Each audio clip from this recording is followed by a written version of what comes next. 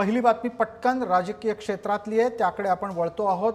महाराष्ट्राचे उपमुख्यमंत्री एकनाथ शिंदे यांची तब्येत बिघडलेली आहे। एकनाथ शिंदे दिल्ली दौऱ्यावर निघणार होते, मात्र त्यांची तब्येत बिघडल्याच्या बातम्या येत आहेत। आपण आत्ता जी दृश्य पाहतोय ती आज विधान भवनामध्ये एकनाथ शिंदेंचं आगमन झालं तेव्हाची आहेत। विधान भवनातलं कामकाज आटोपून एकनाथ शिंदे नवी दिल्लीकडे रवाना होणार होते। अद्याप त्याबाबत कसलीही स्पष्टता नाही।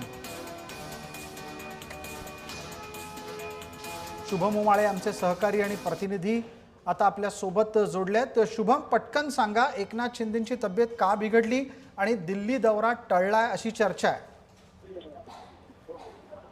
प्रसाद सर, खरं तर उपमुख्यमंत्री एकनाथ शिंदे हे सध्या त्यांचं शासकीय निवासस्थान नंदनवन या ठिकाणी आहेत आणि त्यांची तब्येत ही बिघडल्याचं समजून येत आहे आणि डॉक्टरांची टीम ही देखील आलेली आहे।